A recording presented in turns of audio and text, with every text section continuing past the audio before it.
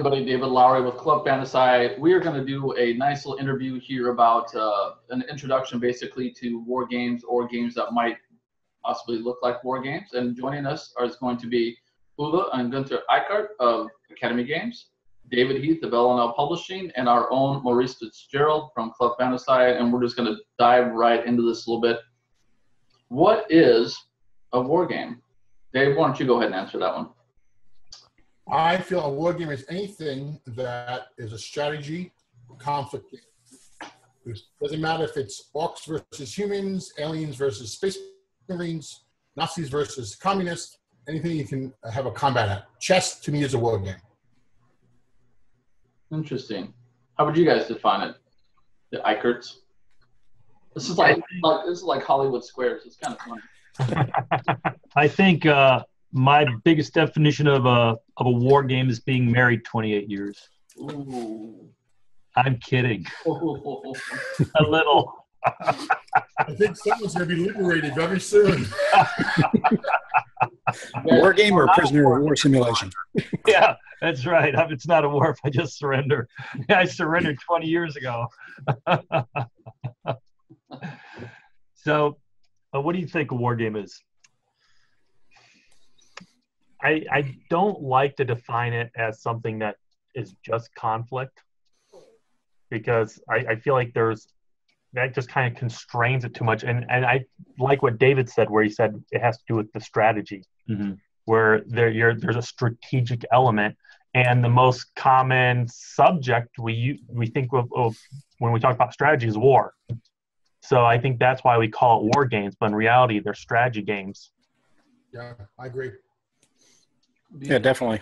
A war game is just the politically correct term, I guess, now is conflict simulation, but it's all about strategy, one side trying to beat the other. And any game, technically, in that regard, you could consider a war game, but generally it's about attrition and taking area, which happens in a lot of games. Area control is in a lot of Euros as well, so just not that direct. Marker placement, area control, is that a war game? Yeah, exactly. You're basically blocking someone else tactically from getting into a position that they would want. So in that regard, yeah, that could be considered a war game just as easily as any of the other war games that you want to, name tonight. I think part of the problem we suffer with the war game stigma is the counter-based system, where everybody thinks that because it is counter-based, it might be too cumbersome to play, and that might preclude people from joining in on the conversation of playing war games.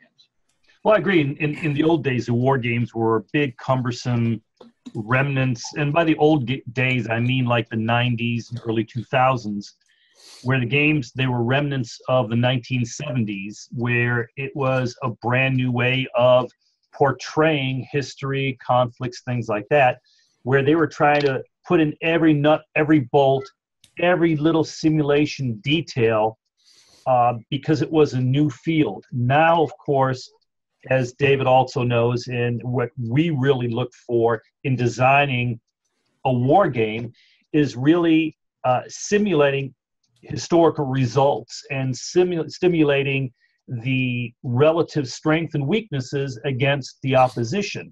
And by not going into every little pin, bolt detail, knowing how many bullets the guy has, but looking overall and saying, okay, statistically, we know how this unit reacts and affects other units on the field. So the development of the war game has come so far that it is so much easier now to bring players into the fold, because it isn't a 20-page, 30, 40, 50 ASL 190-page rule book. And I'm a real ASL fan, don't get me wrong, but it's hard to get people into something where the rule book is thicker than the New Testament, So many of as David and I are, and Gunter, we're all on the same page. We're taking the modern designs where you don't have to learn and memorize rules, building them into a system, and hopefully having an 8 to 12, 16-page rule book with lots of pictures and examples. You play, you have a lot of fun, you can get new people involved, and they instantly grasp what they're trying to do, and they come away actually learning something. So I guess my next question would be is, how do we generate the experience of playing a game without it being so cumbersome, but yet we're still maybe giving enough experience to the classic war gamers when they pull out a new game, and we're not trying to make it where it's an 8-hour huge table epic thing that could take forever. How do we transfer that experience of feeling like you really played something that was that strategic and pulls in the thematics of that particular era? How do we do that in such a shorter time? I think a better question would be, when you play a big game that takes a long time, do you feel like you're doing a job, or do you feel like you're having fun and it's over like that? And I think that is what you walk away from, because most gamers learn by other gamers. It's not like everyone buys the game, reads the rule book, gets together, and they play. It's usually, I feel like if Blackwell will buy the game, or I buy the game, and Blackwell reads the rules. Is usually the deal we make. And then we sit down and we just play. I think that is fundamentally how everyone learns. So if you pick a game that someone already knows, whether it be ASL or be something even simpler, the fact is it's very simple for other people to get into. What I find that turns off the kids is because they're not video games, so you can't twitch and click it. It has to be something that you know really well. I would never teach my son a game, my older sons at least, a game that I haven't played a few times and I already know the rules, because they never will sit there and complete it. Do you think that the scope of war games has changed, or do you think that it's basically the same? Well, I think one of the problems that war games had is that until the late 90s, the game audience didn't really change. The people that were playing games didn't change much from who were playing games in the 70s. It's only when Eurogames got so popular that our demographics grown so much. And it's been a challenge for war games to figure out how to integrate with this new demographic who don't have all the pre-knowledge from the past 3 decades of wargaming to play those more complex games, but still make games that those old grognards like to play and meld in the two. And that's I think where he's saying with you can't get your children play this, because the people that we play war games with they've been building that knowledge and experience base for 30 years. While the kids, they have to start fresh, and it's hard for veterans to come at how to play war games from that Perspective. that fresh new perspective. Well, I disagree a little there, because I think that the kids coming nowadays with the modern war game design, and by war game design it can be anything from Imperial Assault or Allied, or what's the Star Wars one? Imperial Assault. Imperial Assault. Imperial Assault to, we played last weekend a great game, that new Minions versus Mechs by Riot Games. Mechs versus Minions. The League of Legends game. League of Legends game was a lot of fun. And these games actually have a higher learning curve than most of the modern war games coming out, because a lot of the modern war games are using very advanced modern design systems, again, where you're not being forced to learn the rules, but the system kind of pushes you in the right direction. And that's why, David, before you said, why don't we have any war games on our walls or anything? We seldom play war games. We're Euro gamers. We love getting into all different type of genres, because I see with other companies much more progress and innovation in the non-war game area, and that has been a problem in the past. But see, there's my wife calling again. There we go.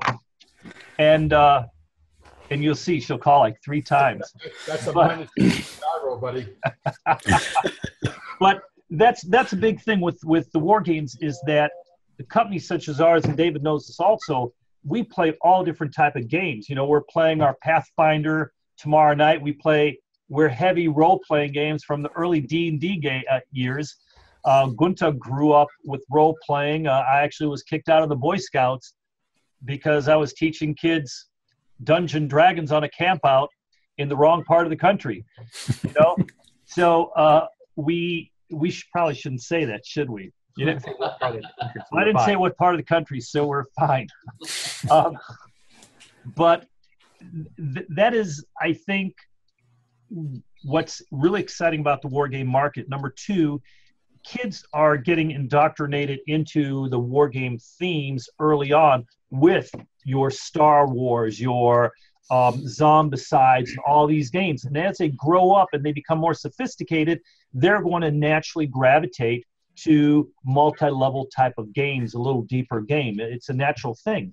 And as long as we keep their attention span and a quick turnaround and keep their 30-second attention span on target, the way a lot of games are going nowadays, and limit the time of the game, and that's all in the design criteria, those companies are going to be successful going forward. I think it's really important for the simpler games and also the fantasy, sci-fi, war games as an introductory path, because that's where they get that pre-knowledge that we've developed over the years of what's line of sight, how do you determine line of sight. That's second nature to a war gamer.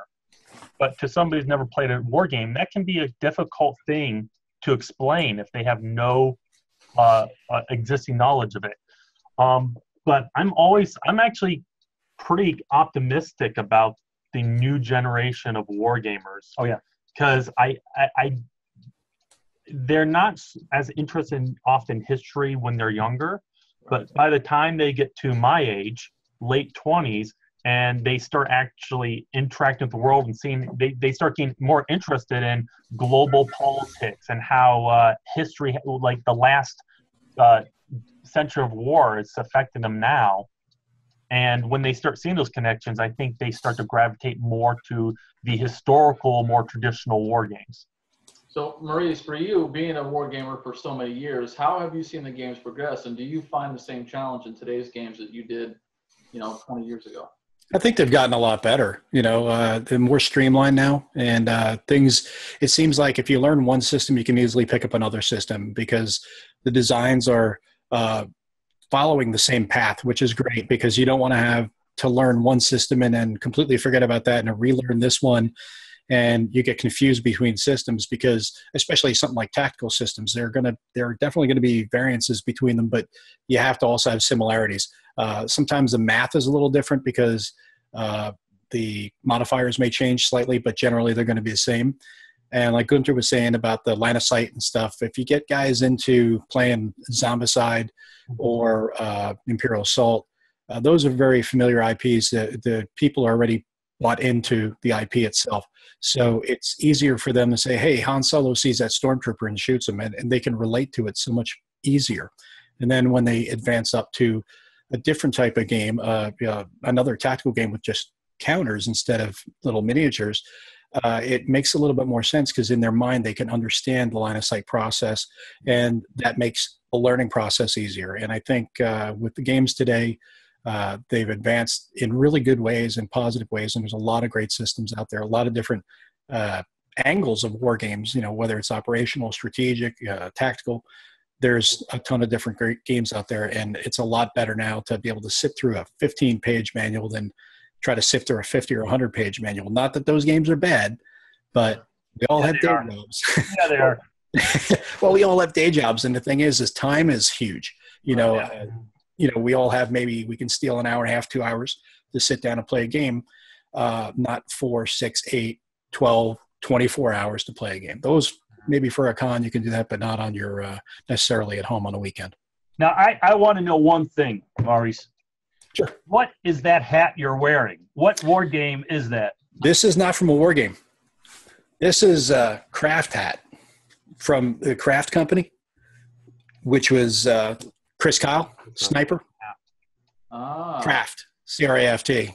Is that a game company or a hat company? No, it's it was basically like a military contractor, and that's the logo that he had, which is the Punisher logo with the sniper reticle over the eye. That was from Chris Kyle, the American Sniper. And on the back it says one of the famous SEAL sayings, which says "Violence does solve problems," which was actually one of the SEALs explained when they rescued Captain Phillips off the ship. They explained that to one of the reporters, that contrary to what your mama says, violence does solve problems. Not always, but there are times when you have to do things like that. You know, this video is going to go very well over with our European watchers. Good. That's awesome. Maurice, is it true that you're actually the one that killed Osama? I can't talk about that. No, I was definitely not the guy who killed Osama. No, not at all. I was probably in a hockey game. All right, so now we've got this new era of war games, and we can tell people, look, all right, so if you buy a war game today, you're not going to be sitting there for 6 weeks reading the rule book before you can actually start to play the game, right? What are some of the best points that we can give somebody to start getting into war games now? What are some bullet points for them, some hot points? Well, I would say, if possible, if you're interested, try to find likewise interested people in your area. If you can't find those at a con, come up and start talking to some of the war gamers. And you'll be surprised to find that war gamers are not like super uber serious people. They're very open to teaching you a game. We want to grow the community. We want to have more war gamers in, because it means more opponents and more fellow war gamers to talk, shop with, and, reach out. You'll find plenty of people, even online, using Vassal or Tabletopia or any other online thing. A lot of you guys also produce games online as well. So you guys can talk about that. I'd be scared to walk up to you in a con. Why is that? Man, you're scary looking. With that hat too, man, I'd be like, that guy's gonna kick my butt.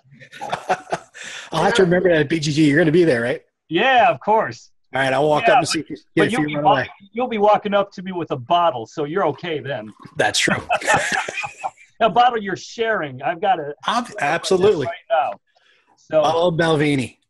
But I think the most important thing, if you want to get, and the nice thing is, Americans, there's so many veterans now, guys who are even just putting 4 years in, and even career military people who are getting more and more into war games, because with the information, the internet, everything, everybody at every level of the military is now more involved in even knowing what's going on in the world. They're not insulated anymore. They're not held down by their rank or position or where they are, because information is instantaneous. So there's much more interest not only in the geopolitics, where one is at, but in the world in general, and history, because it's relating all back. So I think the number one thing, if you want to start a war game, want to try something, find a topic that you're interested in. And more important, if you're married, find a topic maybe that your wife is interested in and delve in. Again, as David said, a war game is not has to be a World War II thing. It could be, I consider our Thief France 1429 a war game. Well, we don't make war games. We make, as Gunter very well said, what are they? They are educational, historical area control games. Yes, area control games. So in all our games, war games. No. We work together. We work together as a team. Cooperative game. Most of our games are cooperative teams where we cooperate to beat the crap out of the other two people who are cooperating together. There you go. Sounds like a war game.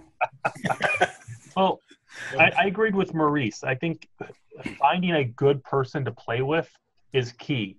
Somebody who's competitive, but not too competitive that it's not about having a good time. I agree. And so you have to be somebody who's okay with you being head to head, trying to beat the crap out of each other. That's not going to be who's going to do something insulated, build their own city the best, but that I am actually trying to hinder you. And not every gamer likes that kind of game, or even has the, I guess, mentality that to take being confronted well. Right. And so you have to find somebody that can have fun with that. And I think that's a good point, because like Europeans, until a few years ago, were much more cooperative. A lot of their games were more insular playing, or there was very little, I'm going to do something that's going to hinder you so I get there faster. And I think even games like Settlers of Catan started breaking that mold with little abilities of, okay, I'm going to block you from continuing your road. And that really is developed more and more. I'm going to put the robber on you. Yeah, I'm going to put the robber on you. So it's becoming more and more prevalent. And in Europe also, we see that our games, when I first started 8 years ago and I was going to the Essen Messe, I'd have people come up to me I'd be carrying a war game, and they'd come up, little old ladies, scolding me for what I was doing the devil's work. And I'd turn around and say, hey, it's not my generation that did all that crap. It was your generation, Little did they know that, I see a trend here, though. Everywhere you go, it's D&D in the wrong part of the world, or you've got a war game. What's up with that? I think he likes the real hand-on-hand games. Yeah. It's part of his missionary work. Yeah. Well, that's what the hand-on-hand. That's why I say if you play alone, play by yourself too much, that's not good either. Now, one of the big things now in gaming is this PC culture, right? And so sometimes games come out that have a certain theme or something to it that can be taken the wrong way. As a matter of fact, Maurice has one on his shelf there called Labyrinth that some people found offensive because it was, help me out, Maurice, About the War on Terror? Yeah, and some people just thought that was inappropriate as a game in and of itself.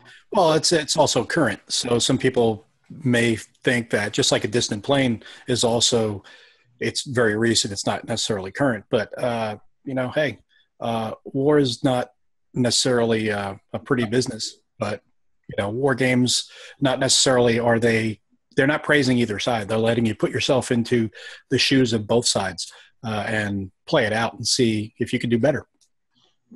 Well, we actually were going to do, like when I first started, I wanted to do the Pol Pot, whole Cambodian theme.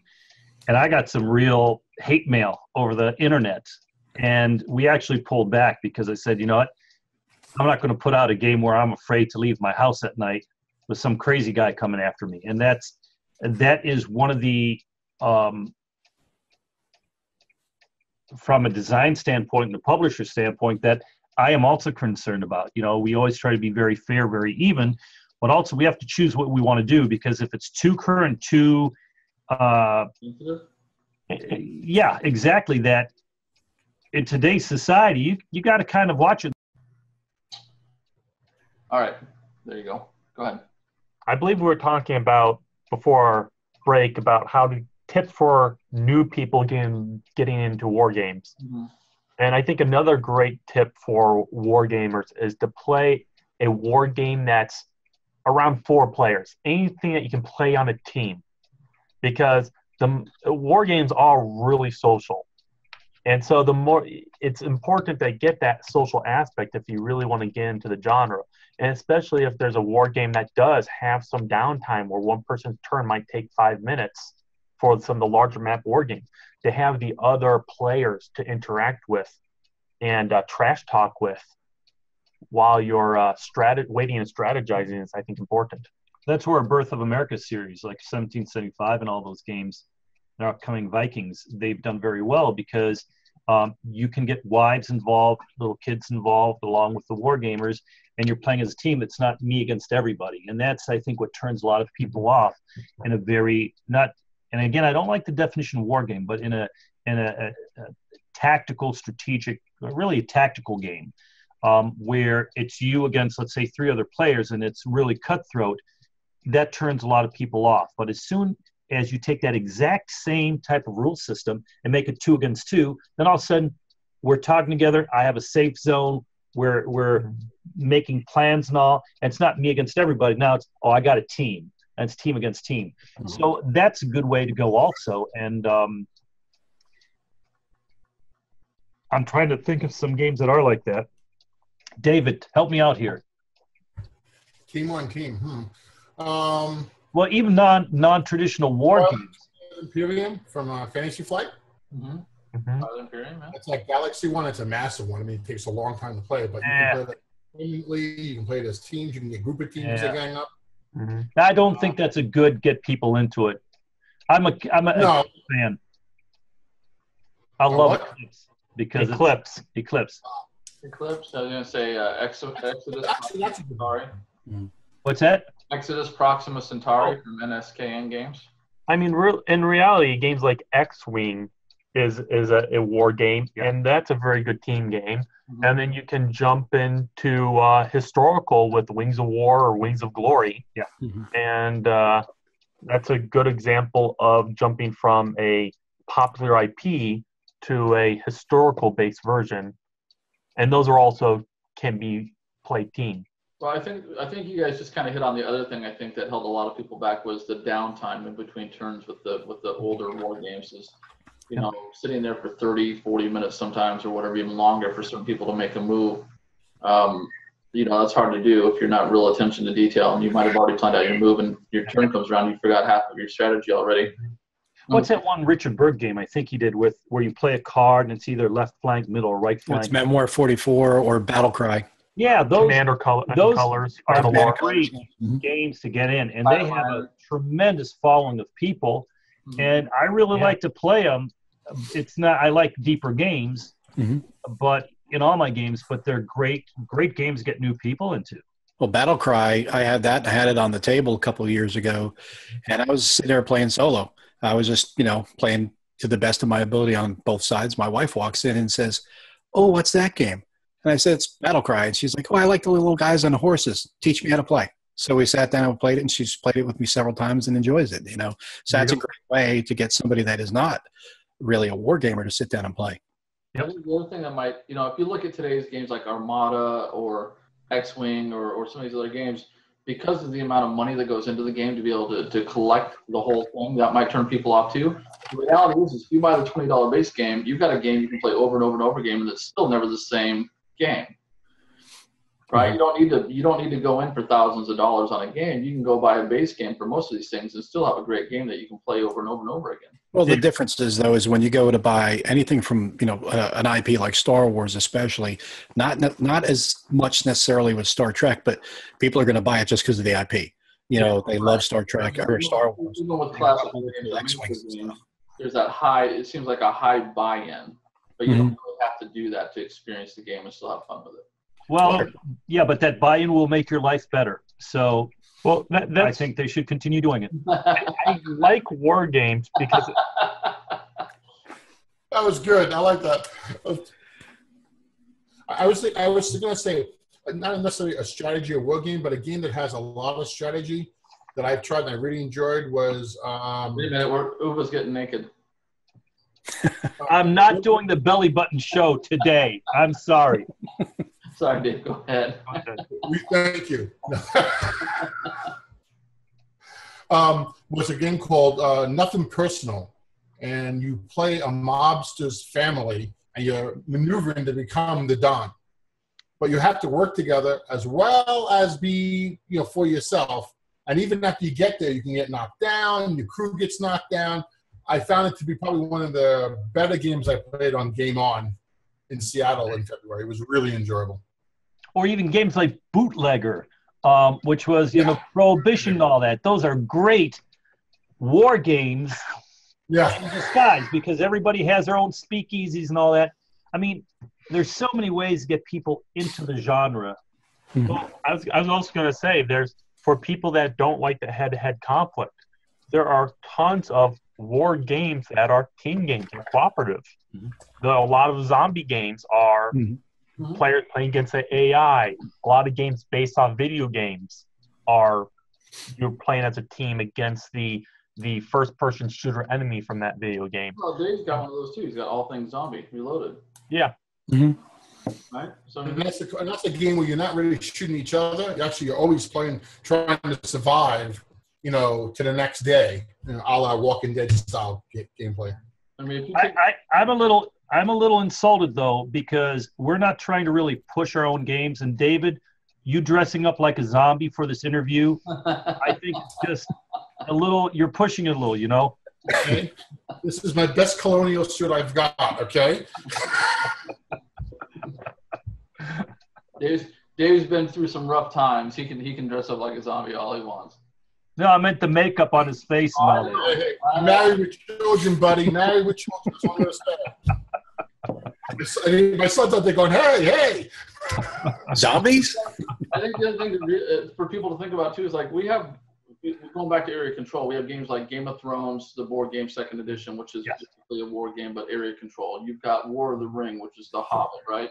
But all these other games that are basically what everybody thinks wargaming isn't, but they're flocking out to buy these games and play them, but it's not any different than if you put a World War II game on it. Well, I think there's a big difference between, there's a lot of people that just buy a game for the theme. Right. And in defense of historical war games, which is not an IP theme, is I love a lot of the IP games. But I think with historical war games, there's a lot more attention to the design often, because we're not selling it. We don't sell these games because of the theme. We sell them because of the fun gameplay. And you're often much more restricted by history when you're trying to design these games, because we can't just come up with these numbers or come up like why there's a certain rule just because we want to. There's always a actual historical reason for it. And so I think you actually can find some of the best designed systems in the historical genre. And that's going to be like my big pitch why people should give it a chance. I think they'll be surprised where it kind of goes to another level of how well and streamlined a game can be designed. You think people might also shy away from something labeled a war game because they think they have to know the strategy behind the war to actually play the game? That's a good point. Well, I mean, I think a lot of the historical generals prove that you don't have to. But I know what That's a good point. You do sometimes need to know what you're playing with. Like, how good is a Tiger tank against a Sherman or vice versa. And I do think that puts some of the new gamers at a slight disadvantage if they have no clue what they're playing with. Yeah, but you don't have to know what their strategy was and how they won that war. You can play it however you want to play. I mean, the bigger the gun, the better. Yeah, right. I mean, I think that's part of the problem too. Is people might think that, well, if I'm not a real history or strategy buff and I don't know all these things, then what's the point? Well, you know what? Here's one right here. I just did a review on this one, David's game Tank on Tank, and you don't have to necessarily know all of the stats on a Tiger or a T-34. Yeah, granted, there's a little bit of an advantage being a Tiger. There's also a disadvantage. You don't move as fast, but you have a little bit more reach. But the reach is so minimal that you don't have to worry about stats. You could just get out there, push counters around, and it's really easy to understand, and you can get right into it. And then you start from there, can develop an appreciation for the history and for the machines and for the conflict itself, and then maybe take it to a next step with a little bit more detailed game with a little bit more chrome, a little bit more depth to it, and then just keep building on it. Well, I think the easiest way with the new war gamer, especially with games like that, you just tell them so that they get right away, anything German is better, and go from there. I wanted to build on something I kept a straight face on that. Maurice said is with not that some people think they need to know the history to play it. Well, and I think that comes with like we're all history buffs. We love history, and I know I have this problem sometimes where when I'm playing a game, I'm basically just want to start giving the person a lecture about that historical period. And that I think that can kind of turn some of the people I play with who don't know or play with me, because then I just sound like a know-it-all. And a lot of people they just want to play a game. They don't get a historical lecture. You just need to go sit in Consum World for a while and go play over there with those guys, and you'll be just fine. Hey, watch it. That's where all my buddies hang out. That's what they're about, that whole thing. Everything about them. I mean, that's their deal. I mean, that's perfect, right? So for social gamers, well, there's even for social gamers, when you play with what you consider other war gamers, you'll sit down and you'll find out that, like you guys were saying before, not everybody knows all the strategy or the tactics or the history even behind all these things. Most of them don't. They just like war games. And from the war games, they're actually learning more about the histories behind these conflicts. And like 30 Years War, I saw a game being played a couple weeks ago. I know absolutely nothing about 30 Years War. These two guys were down. They were discussing it. And I believe one of the guys was from Sweden. And they were talking about the whole history behind it. I says, guys, this is really cool, but I know nothing about the 30 Years War. But watching this game makes me want to learn more about it. I mean, Adolf Gustav. I think that might be a great tip for a war gamer. If you like war games, you're trying to get somebody who hasn't played war games into war games, maybe try a system that you know nothing about. That way you're starting on even ground, and the person playing against you doesn't feel like that you're just letting them win. Mm-hmm. And I that would be a great way to not make them feel like they're coming into the system that you love too late. It's true. People do feel very at a disadvantage if you're playing against somebody who knows that system well. Well, the other thing too is when you're playing with somebody that's new, help them out. Don't just try to pound them into the ground. I mean, just say, hey, in this situation, I wouldn't do this. I wouldn't put this tank here without having someone in Overwatch because this has better reach than this, and you need to have cover. You know, kind of walk them through it because you're not there necessarily to win, especially if it's their first time. You want to get them to come back for a second and third time, so that way then you can both continue to play and enjoy it. When I play with Uva, I actually get a lot more enjoyment out of barely losing. It can be a lot of fun and a great challenge. I don't know where you're going with that, but I tell you what you have to realize.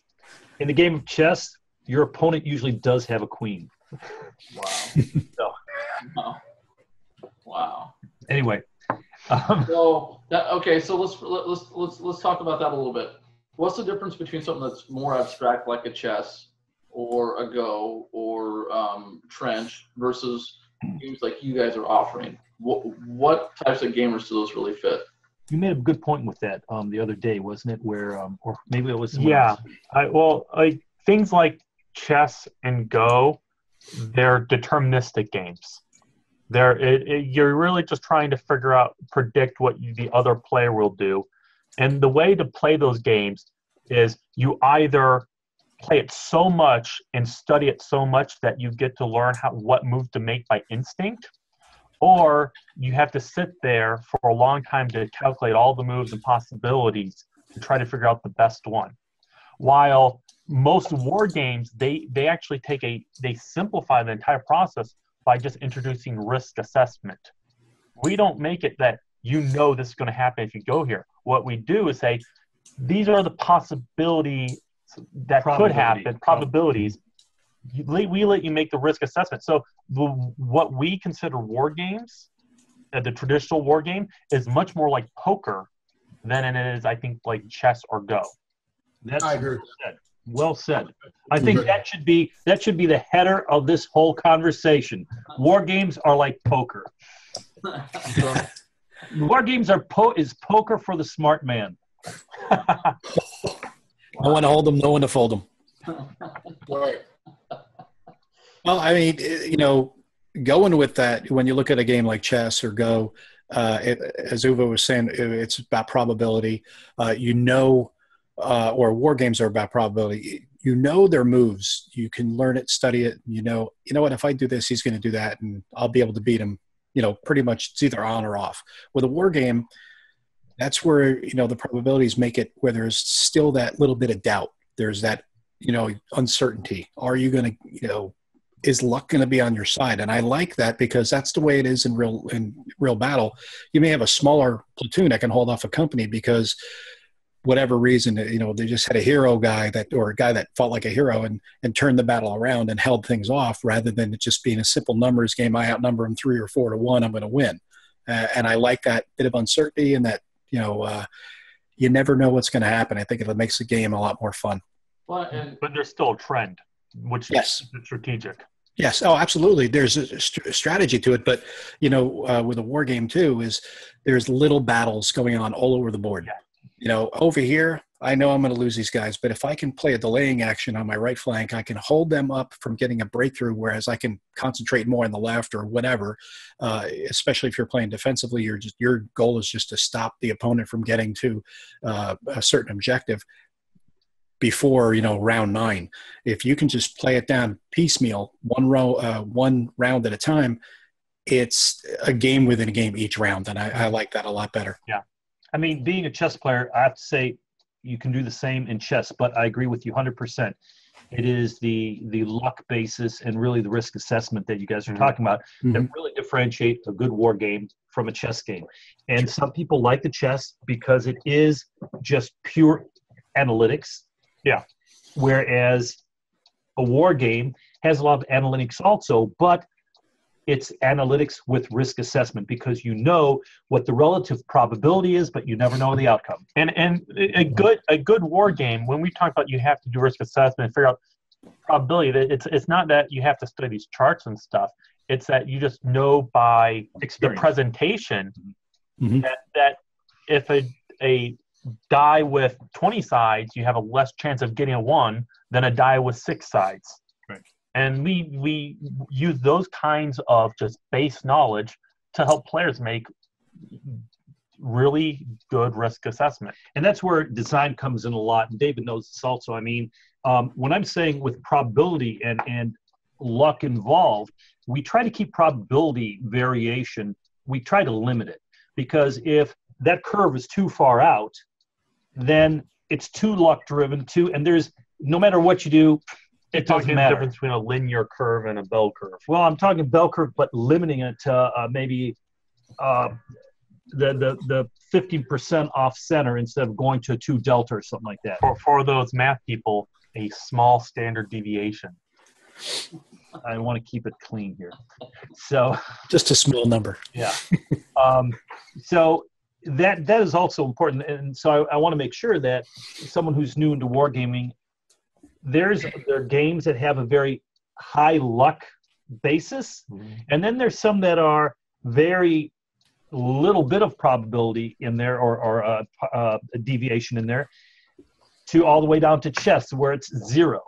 The only deviation is the other move the other player makes. Sure. So and also how much whiskey they've been drinking.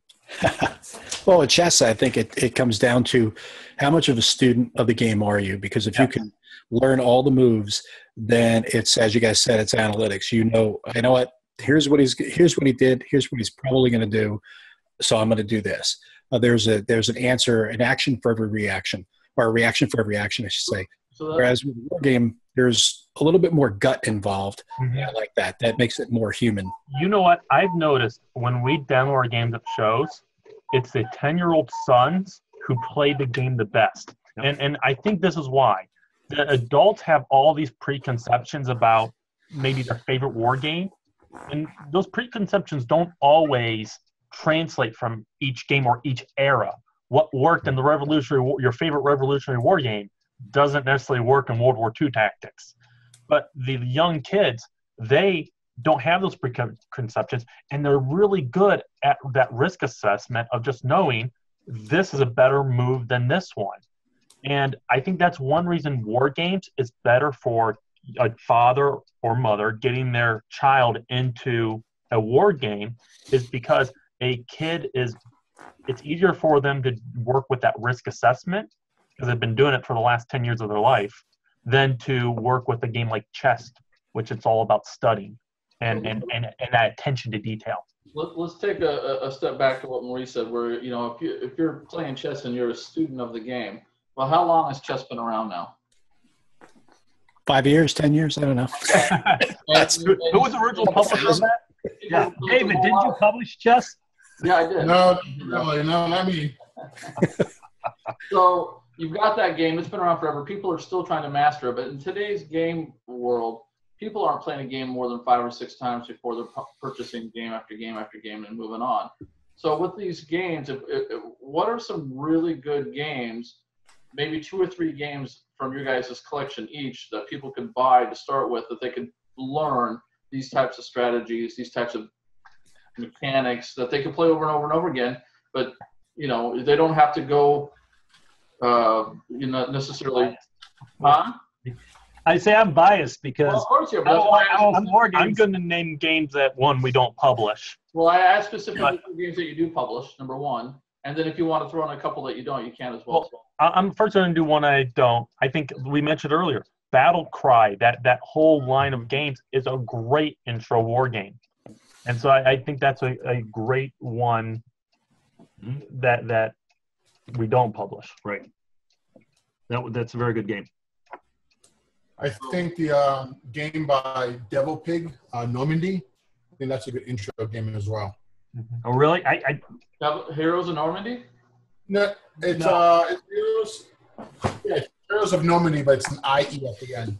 Oh, that's one. Yeah. And I think that one's good because it's not. It doesn't take itself seriously. Yeah. It's very graphical. Very graphical. Right. And so kids can play it. It's not detailed, but it's got just enough to keep you interested as, let's say, a serious war game. I do have that one. I have yet to play that one though, unfortunately. I see you have Rebellion on your shelf. Rebellion is fantastic. Love that game. I love that game. I give that thumbs up. Yep. Definitely a good one. Well, I'm going to pull up these two tank on tank games that I just reviewed for the simple fact that these are very, very easy games to get to the table. Very fast to teach, very fast to play. You can play them solo. Right? What was that? 15 or 20-minute games, right? Yeah, it's like about a 20-minute game. I mean, you can bang out a couple solo games by yourself really fast, which is great. I mean, you can probably push it maybe to about 30 minutes max, but they're very fast games, very easy to play. So you can take somebody who's never played a war game, sit them down and show them in about 5 minutes, and then knock out a war game in about 20, 25 minutes or so. And that's a really great introductory game. And there's no wait time between turns and everything. We play tank on tank. It's excellent. Yeah. The attention span, your 30-second attention span, it's always being hit. Mm-hmm. So it's also available on computer, if I remember right. Mm-hmm. Yes. No, we're putting it up. We're getting it installed, working now for it. But yes, it's going to be available. Okay. So Now, what about from the Academy game side of things? well, I was going to say our Birth of America series, I think, hits a lot of the good itches for intro to wargaming. It's a very, not a lot of different units. Every player just plays one color. It's a 2v2 game, so you get that team element into it. And the risk assessment is like every player has their own different set of dice. So every player plays a little different, so everybody has a little bit different risk assessment to consider. And that's a half an hour to an hour and a half game. And so that's another great intro to wargaming because you get the team element, the basic risk assessment, and it's historical. Yeah. What unlike David, and that's nice that we're on with David from Lock and Load, and he used to own Matrix, the computer game company and all that. And he's the same as we are, where we're trying to streamline, make it easy. And we've got, both companies have a very good formula, and that's why our sales are so good, is because with our games, more and more we're doing team-based against team-based. We're trying to streamline it, make it very simple so that we can pull in a broader audience. And then, of course, the tough part is keeping it historical, because you can put out an Orcs versus Elves game in half an hour, but the Russians refused to carry or translate our Awakening the Bear game because they said they would never publish a game with a T-34 burning on the cover. And every little minutia is under a microscope. That's why we wanted. I have an interesting story for that for you. Before I even had Matrix, we went to publish a game. I forget the author's name, but it was on a Russian front. We had it, and this is before communism fell. And they refused to let us publish it in Russia because they said that the war could not have been fought any better than the way they did it.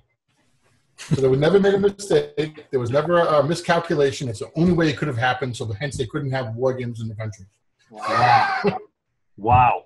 That's arrogance. See, if they would have played a few more of those war games, maybe things would have gone better. Yeah.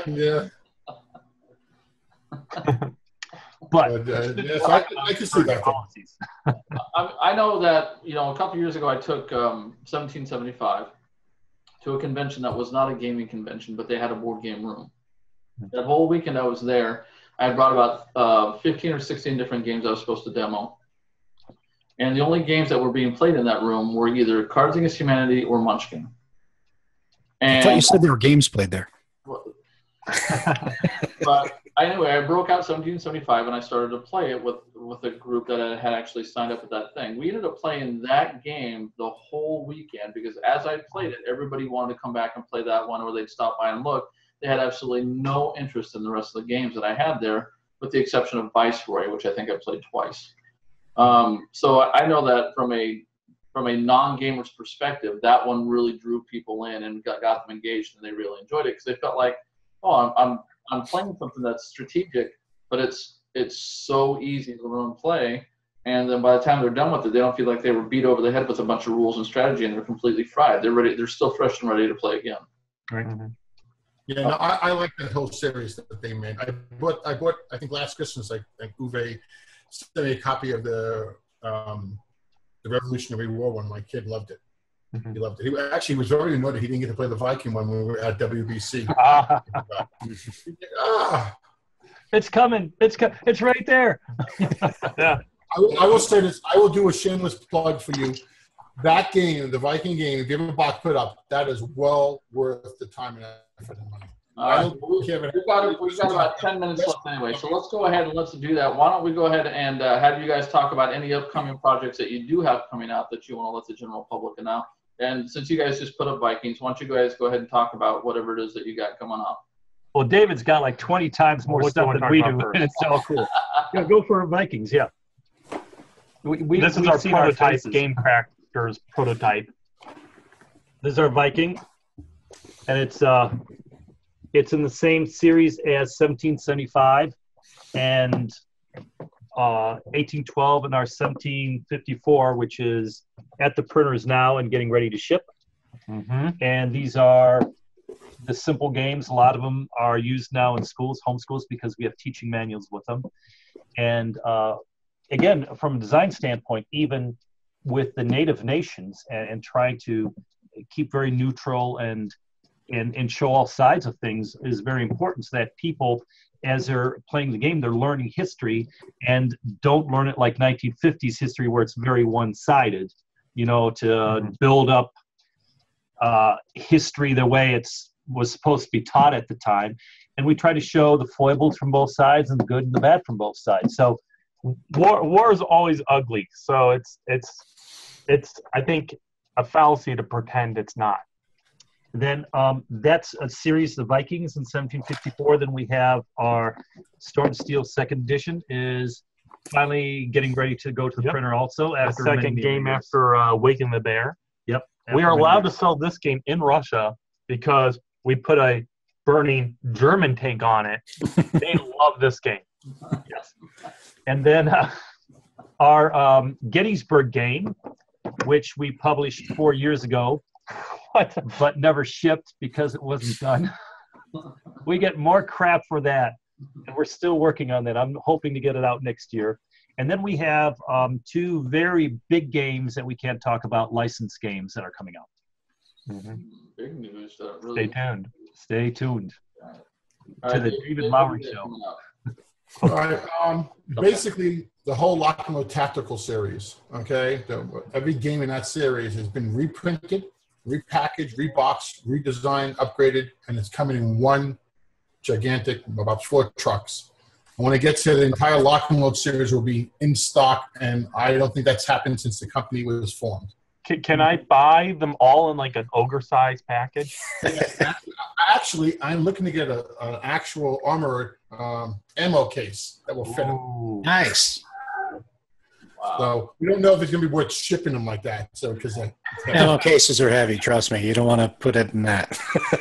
It probably won't be done except for those dedicated fans who really don't have an ammo box. But the newer games that we're coming out with is A Wing and a Prayer. I don't have a box of that on the desk. No. But that is just daylight bombing over Germany. It's What? Daylight bombing over Germany. I'm sorry. Bad topic. We're only bombing the bad German cities. Oh. Bad German cities. Wow. What, the ones located in France that they took away after World War I? Exactly. But it's basically a solitaire game, and but it does have a two-play element. What?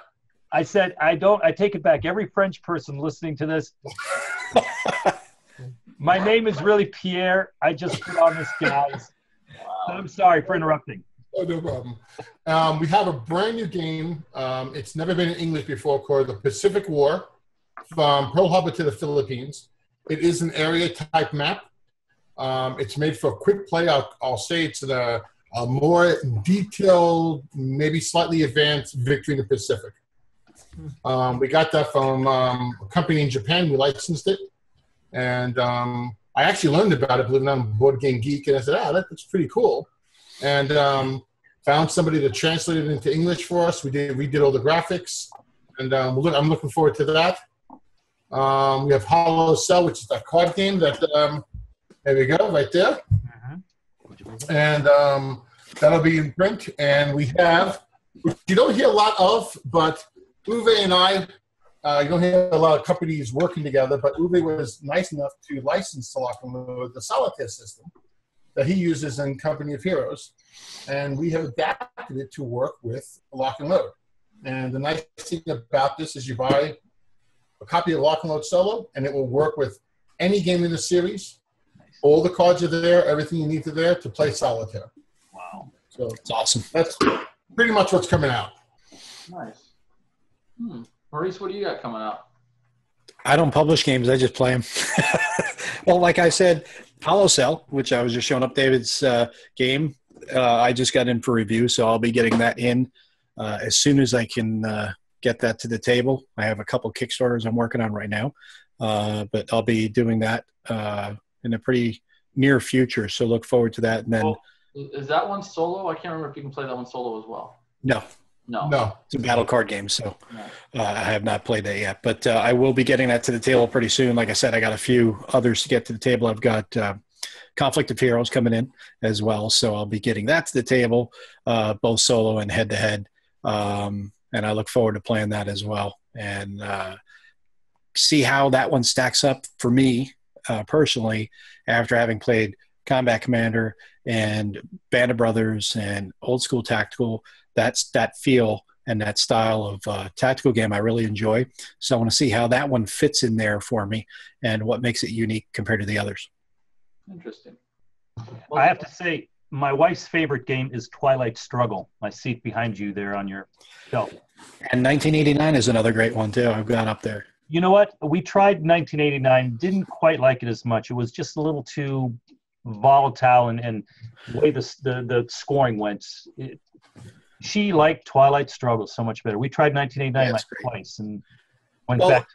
One thing I would say to you guys from a gamer standpoint to designers, one thing I really love that GMT does is the playbook system. Yeah. And I can't speak highly enough about it, how great it is, because we were talking before about how hard it could be for some people to get war games to the table. There's a big assumption that war games are so deep. Well, GMT with their playbooks really eases it quite a bit by walking you through the first 5-6 turns of a game and then saying, okay, we've taught you pretty much the basics. It's up to you to finish the game, which is a great way to learn a game. Yeah. So if you've not played a GMT game, any of you? Have you ever heard that company? I've No, that uses a playbook is what I'm saying.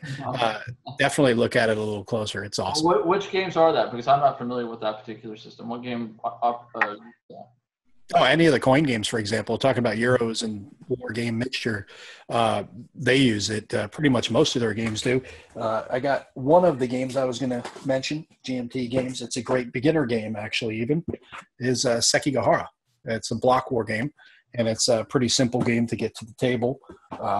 Take a little bit of time, not too long, but it's pretty neat and beautiful presentation. All right.